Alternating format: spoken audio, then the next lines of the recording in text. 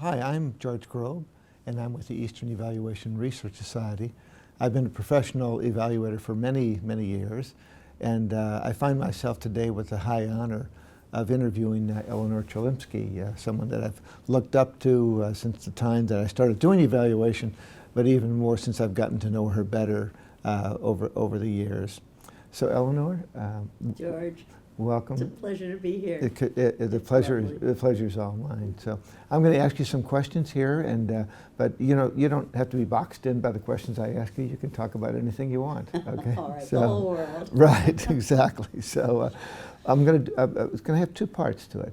First, I'm going to ask you about your career, and then I'm going to ask you about what kind of advice you'd like to give various evaluators. Oh, okay. yes. Okay. Yes. So let's start with your career. How did you get started in evaluation? Well, it's a fairly complicated story. You know, I was a pianist. I know. And I started out at age 7. That was the first public performance I did. I really started earlier than that, obviously. Okay. I wouldn't have been able to play in public if I hadn't. And so I had continued doing that until I had my first kid. And then I couldn't tour anymore. Right. And I thought I would stay home. And once my son Tom got to be 4, the preschool took over in Paris, you right, know. okay. And so I had a lot of time on my hands, and I said, well, let's see if economics and statistics can get me something interesting to do. And I had a friend who was at NATO who said, we're looking for an economist statistician. All right, great. Would you like to, to come and interview? So I did, and started working at NATO, where we had 15 users, 15 countries. Wow. And Okay. when I started doing my first evaluations, I had no clue what that was going to be like.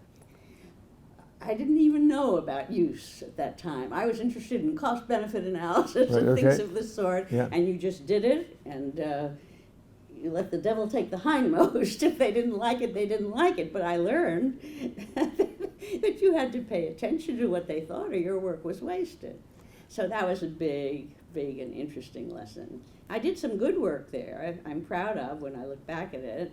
Above all, getting their data systems improved. They had the worst data systems you've ever seen. They had missing data with no explanation for why it was missing, but you could figure out why it was missing. Oh, right, okay. And it would change from year to year. The definitions would change, so you couldn't compare. Okay, so Eleanor, you started out in Paris, France? Oh, yes, yes. Okay, with NATO? Yes. Well, I was there, you know, for music study before I stopped, and then before I stopped touring, I was still there. Of course, we moved to Brussels, of course, later, you know, after de Gaulle threw all of NATO out of France. All right, and were you doing evaluation still for NATO in Brussels? Yes, always. So always. How long did that go on? How long? Well, let's see, I think from 66 or something like that. Well, I know that it finished in 70 because that's when I came home to the States. So I had an offer from the MITRE Corporation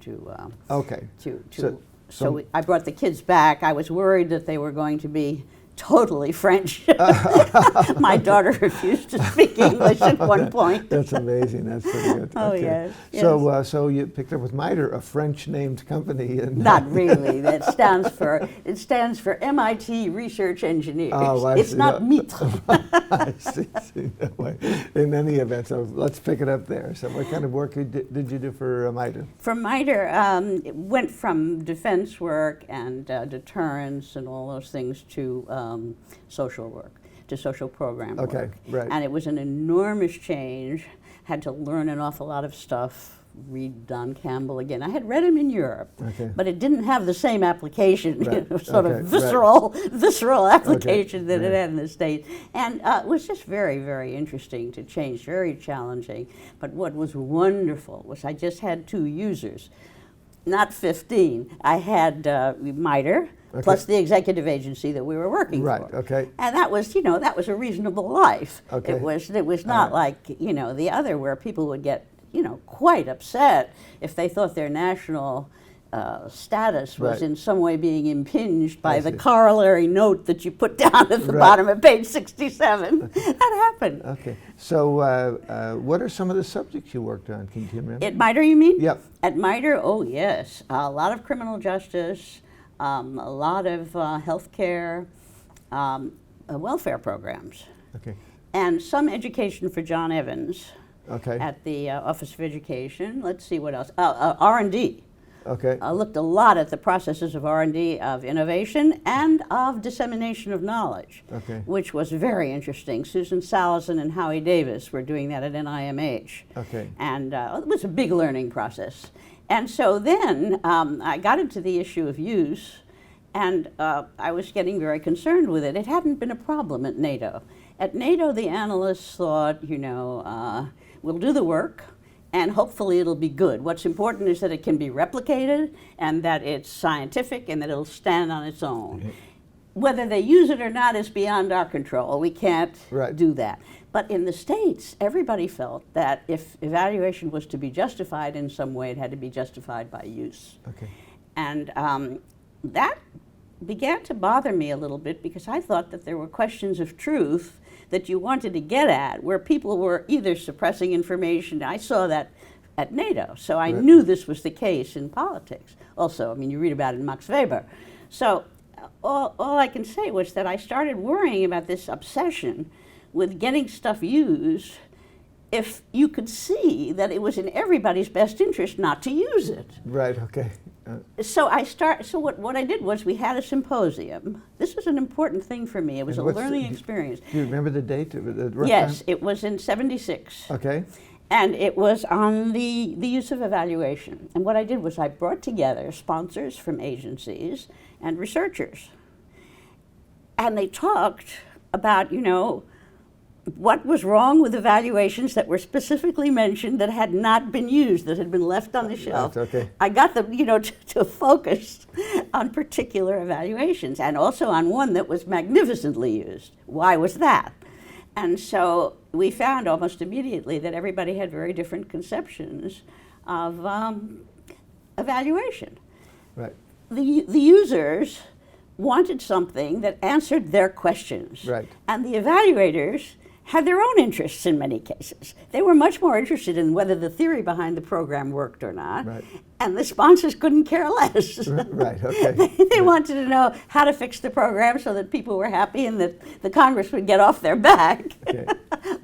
So it was a very interesting thing. That's where I came up with that idea of the accountability evaluations. Right, okay. That was the need to stratify them, because with accountability evaluations, you're not looking for use at all. Okay.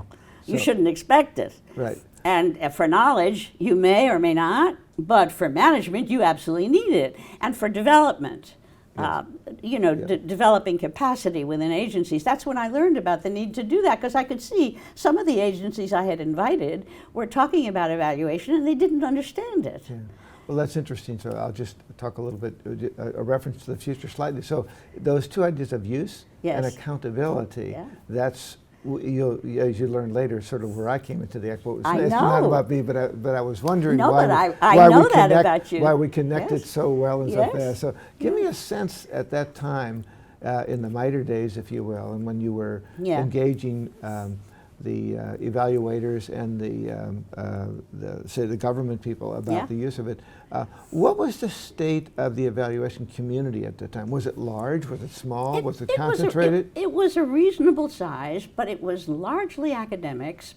And you had just the beginnings of foundations coming up. Clark Apt was coming up at that point. And you had other foundations, but you had an awful lot of gifted people. Charlie Murray was one of the people that was at the symposium. And we had a lot of people from AIR, that's another one. Stanford Research was there. So you had some groups, but the sense that we all had was that if evaluation wasn't used, it's our fault. The methodology was bad, therefore it couldn't be used. But, you know, I realized immediately that the Congress, for example, they use lobbying material very well, and there's nothing good about any of that stuff. Now there is. They're very sophisticated now. But in those days, I mean, they were using stuff that had no basis in fact or in data. So if that's the case, it's not, the problem is not our methodology.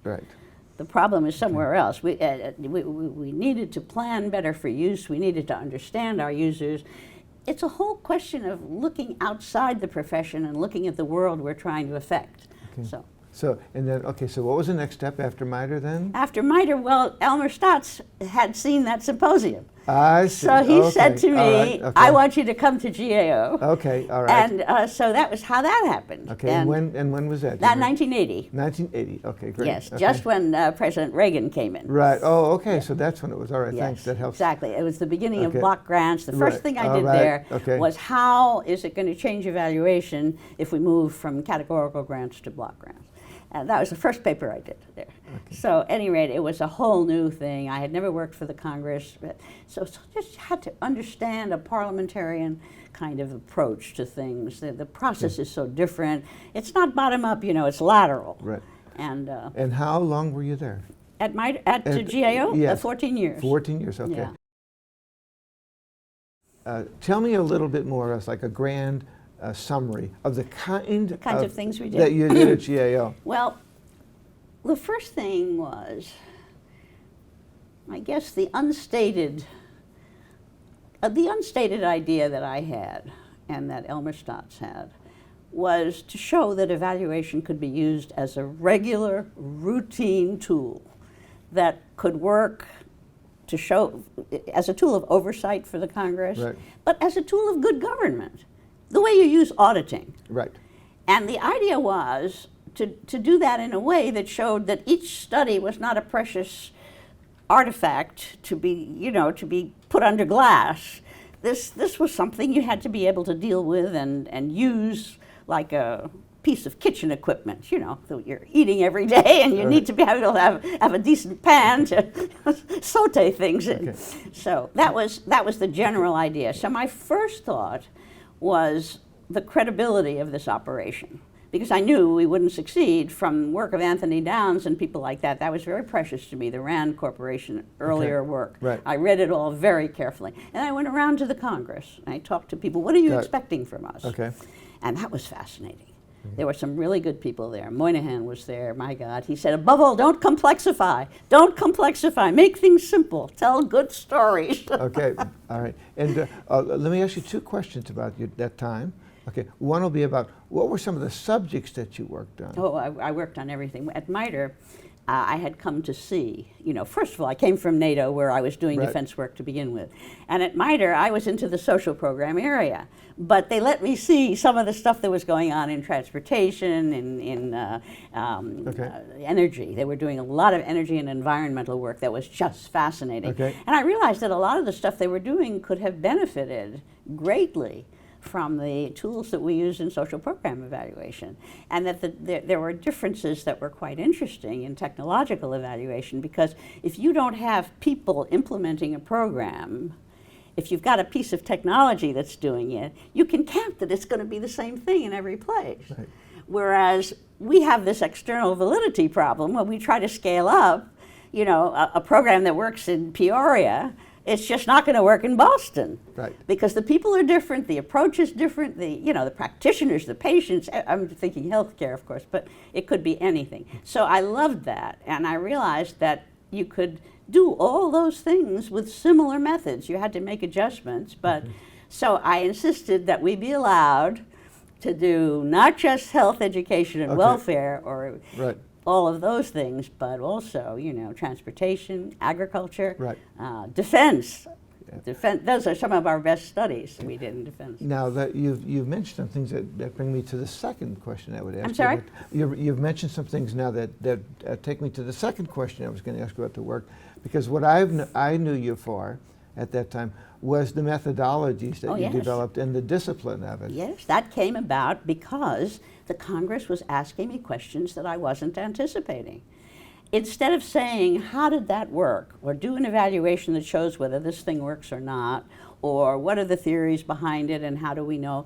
They were asking me things like, I have a piece of legislation on my desk and I want to know, what do we know about this? What can we confidently propose as an intervention?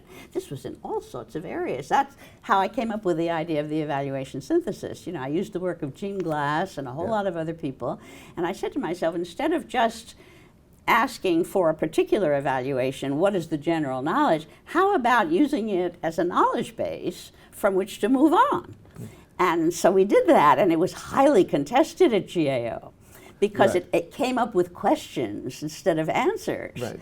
And one of the guys I remember said to me at GAO, but GAO doesn't ask questions, GAO gives answers. Okay, again, you're reminding me of more questions, but I want to nail one more. Your office also produced a lot of how to do it manuals. Yes, for transfer evaluators. papers we called them. What were they? That was for GAO. Yes. But Oh, everybody everyone in the found world out about used it. Yeah. Yes, I still yes. have the one on statistics. David Kay Yeah. is the wonderful guy that did all Yeah. the question of whether there were, instruments of mass destruction in Iraq. Yeah. A Yeah. wonderful, courageous guy. He came and he wanted transfer papers for the IAEA. Yeah. I was thrilled with that. Well, I'll tell you, I still have the one on statistics that Yeah? you did Yeah. and sampling. Yeah. Okay, it's still on my bookshelf Yes, at work, and I yes. tell everyone who works with me, go to your website. And The thing there's is, still though, GAO has such an advantage in Yeah. data collection, Right. that other Yes. people have. It's just amazing. The questionnaires, we get like 90% return rate. It's just Right. beyond Yeah. belief. Right. But I want to go back and put a different twist on one thing you mentioned there. Of course, in those days, or before those days, say starting in the early 70s, GAO was the general accounting Oh, office. yes. Okay. So a lot of people really wouldn't have thought that the kind of studies that you were doing had anything whatsoever to do with accounting. Right, and I but- think a lot of auditors had that view also. What is she doing here? Yeah, what is she doing here? Okay, so where did the interest in evaluation come from? Was Elmer. it Stott? It was Elmer himself? Elmer Stotz, Okay. absolutely. He was just passionate about it. I He see, loved okay. it, and he saw it as, very much as I do, a tool for good government. Right, okay. For in the same way that audit is, except that it does things very, very differently. I had arguments at GAO because I see auditing as a kind of a small part of evaluation, and they see evaluation as a small part of auditing. I know, yeah, that's But right, yeah. for me, it's just the normative side of evaluation. Right. In other words, what should be done? Right. For them, it's entirely normative all the time. Do you have a plan set up for how you should do this, Right. and did you do it? Okay. So, But evaluation is a whole different thing. What happened, we ask. yes. And, so, And did it work, and how can you prove it? yeah, so that, They use auditors' judgment to prove things. right, right. I'm not a fan of that. Well, then, but it sort of took, in the sense that Oh, yeah. it survived a year leaving, for example, and took on more broadly. In Right, fact, and we have Stephanie Shipman and her oh, yeah, group. she's here today. Yeah, Stephanie's a lovely, great person. lovely yeah. stuff. And in fact, they eventually changed the name of the whole organization, Yes. right? So it's now the Government Accountability Office, right? Exactly. So Everybody gets it wrong. Have you noticed No, that? they say always general say the accountability. general Accounting, yeah, accountability, right. or they say the government accounting. But I And thought they of never it- get the three words right. I think you can take some credit for the fact that after a while, the whole government sees GAO as an evaluation Oh, office, yes, and they yes. I do feel very very happy little about of the that. old type of accounting. They still do. They do the good stuff. Yeah. Because there's a whole side of auditing that's indispensable. Right, exactly. If we didn't Yeah. have that, Right. we'd be even crookeder than we are. That's right. Okay, so tell me again now how long, you said that was 18 years. So when 14 was years. 14 years, so Yeah. that was 94. 94. Yeah, when I okay. left. So when that left, then what did you do? Oh, I did all kinds of consulting, for Okay. different groups. I did a lot for what they call the IAEG. That's the agricultural part of Okay. of the United Nations. Okay. That has the food program in Rome, Okay, and all that right, stuff. I okay. did a lot for them. Okay. I brought Tom Cook to Holland, which is one of the things I'm proudest of, to explain to the economists that you needed to show that something worked in practice, not just in theory. Right. Okay. And so, in essence, you became a kind of a independent consultant, Yes, if you will. yes, okay. I'm still doing and that. you're still doing Yes, it till this I love day. it, That's yes. that's Yes, good. it Okay. allows me, Yeah. to take my time about things and Okay, well, but that's- do fun okay. things that I love. I do love the profession. It's a Okay. wonderful field. Well, so let's look that way. So we talked about your past and even your present, okay, because you're still doing that. Yeah, Okay. You said it was 1984 when you left there? No, 94. 94, okay. So now we're 20 years after that? Yep. Okay. Well, is it 20 years? Almost, next year. Yeah, next year You're it'll be right. 20 years. That's right. Still God, going. time goes. Yeah, it's still going strong. So that's a lot of past and present. Yeah. Okay, let's talk about the future. So, what are your hopes for the future? What do you have a vision of what you think it ought to be, or how it can well, be better? I'm very happy to see the spread internationally. For years I thought that you could only have evaluation in a democracy. Because, you know, I mean, when I was in China, I remember somebody asked me, do you think we could have an operation like PEMD here? And I said, no, I didn't think so. What if somebody wanted to do a study of the single child family? You know, they'd probably go to prison. And I just don't see that happening. And then I realized, you know, I didn't take on everything. Right. I mean, I wouldn't at all have taken on a study of abortion because I'd know it would never be used. It would never, you know, the policy, there's no policy place for it to go. Right. And I realized that all nations have their problems. And as you see, it's spreading all over the place. You know that better than anyone, George. I just, I got back from... It's absolutely marvelous. And I've been amazed at that, to tell you the truth. It's wonderful. I'm going to make a comment. I should just be asking you questions. But as I started to work overseas, I began to realize that we've got a lot we can learn from them. Of course. You know, right away they've come up with insights and ideas. I told you I was doing this work on the public interest. And one of the things I realized looking at old World Bank programs, they tried to help people in Africa, farmers, get better crops, better productivity, and they succeeded. But because the land then became of high value, it took away all the backyard plots of women. Right. So it had this unanticipated effect. If we had understood the position of women better, I think, before going into that study, we would have taken steps to see that that didn't happen. Yeah.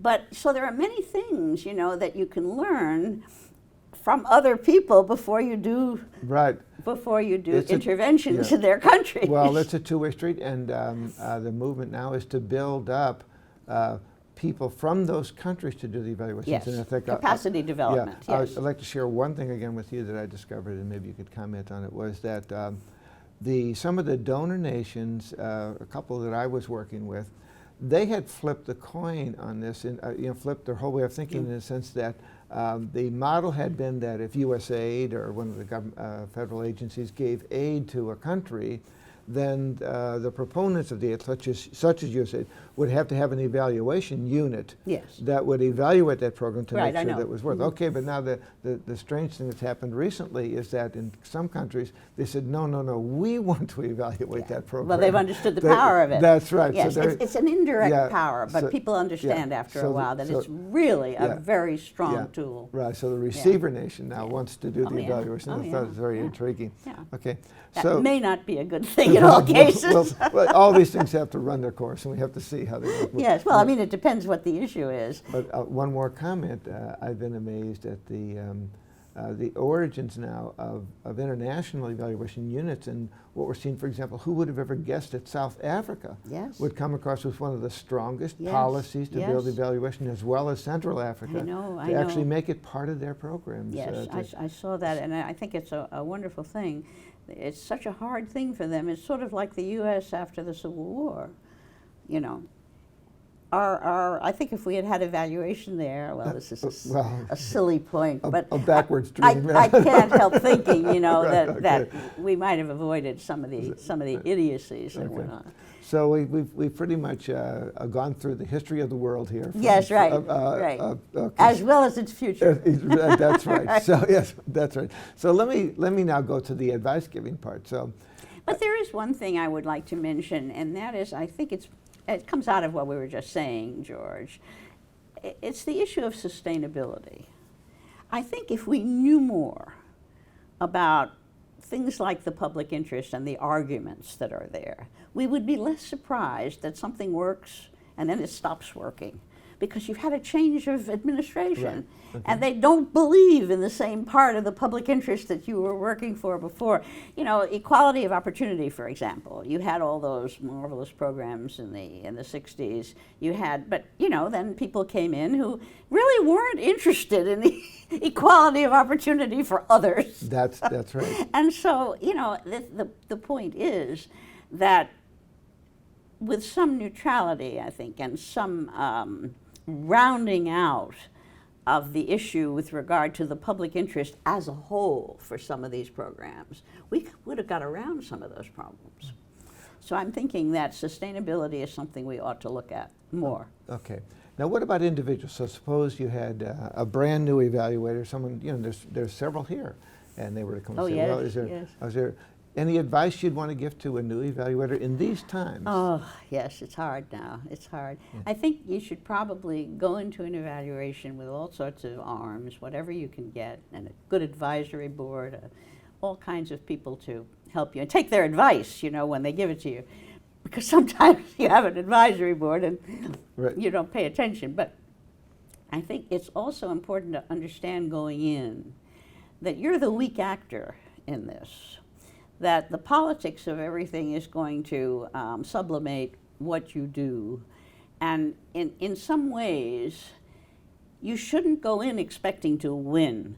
You should go in expecting to be heard, to raise awareness. That should be the goal. And some people are so disappointed when they can't get something done and change the world, That's right, yeah. But that's not what evaluation is about. Yeah. It's a slow business. Exactly. It progresses, and I think if you understand that, you're happier, because it's a marvelous field, You just love going to work in the morning. If I could comment, one of the beauties of being a young evaluator is that right out of graduate school or college, you get to give advice. You actually do have the opportunity to be heard. If if you can settle for that, you can do things. But it's important to understand that that's really what the goal is. Yeah.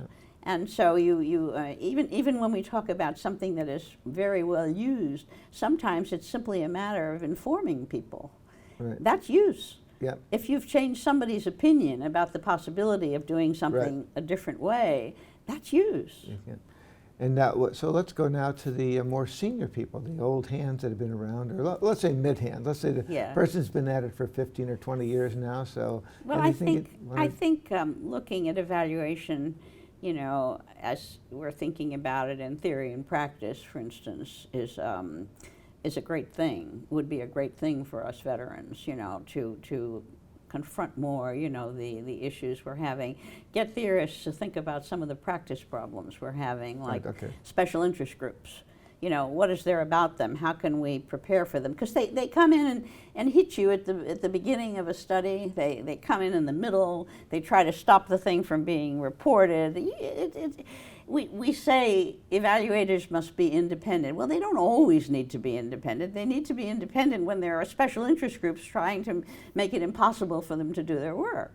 So I wish the theorists would come in and look at what's similar about the difficulties. It would be nice to have some kind of best practices that has to do also with diplomacy, negotiation, with people. Right. Not on the things that are of principle, but on the things that, there are many things that you can compromise on. Okay. But it's such a difficult thing, for instance, when you're doing a study. Everybody knows this. Everybody that's been through practice, you start a study and you think out, where are the problems going to be? Whose feet am I going to be trampling on here, And what you discover is that you can't really always foresee it. These special interest groups, they develop from nowhere. Suddenly some aspect of the evaluation that you didn't even consider threatening to anyone suddenly becomes, like a ballistic missile to them. And if you could work on this and figure out what is the way to deal with this stuff for an evaluator, I think it would be helpful. Okay. Now I'm going to ask you two more questions, okay?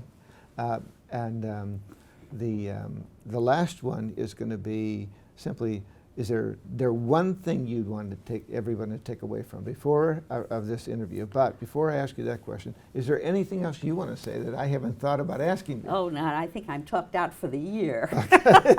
All right. No. Okay. No, but my sense of taking away, I think we have to look at evaluation in a more not systematic, but systemic way. We are systematic, but we're not systemic. We don't think of all of the world that we're functioning in. It isn't just a matter of thinking. It's a matter of understanding political trends. It's a matter of understanding the past. You know what Faulkner said, that marvelous thing, the past is never dead, it isn't even past.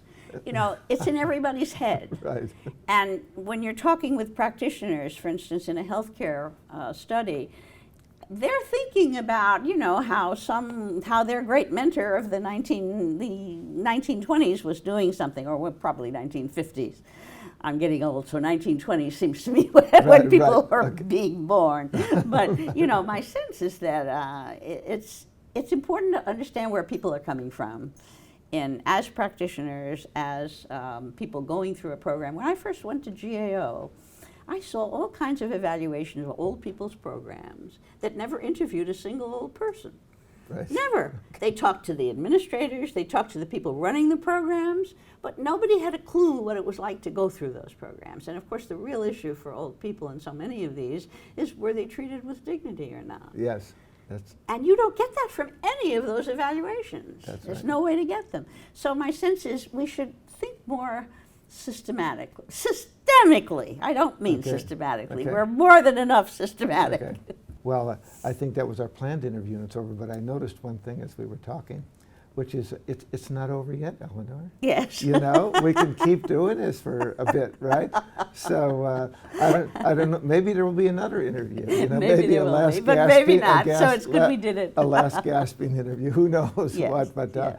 I'm certainly looking forward to continuing this line of work, and maybe I can stay at it as long as you have. You know, it's been a pleasure. It's a wonderful field. Yeah. You have the feeling, you know, that you're doing something useful. It's so hopeful because it allows participation in an enlightened way. Right. To government. So we'll do more. So yes. Okay. Absolutely. I look forward to that. Thank you. Thank you very, so much. very much. I've enjoyed it, George. My pleasure. Okay. Take care.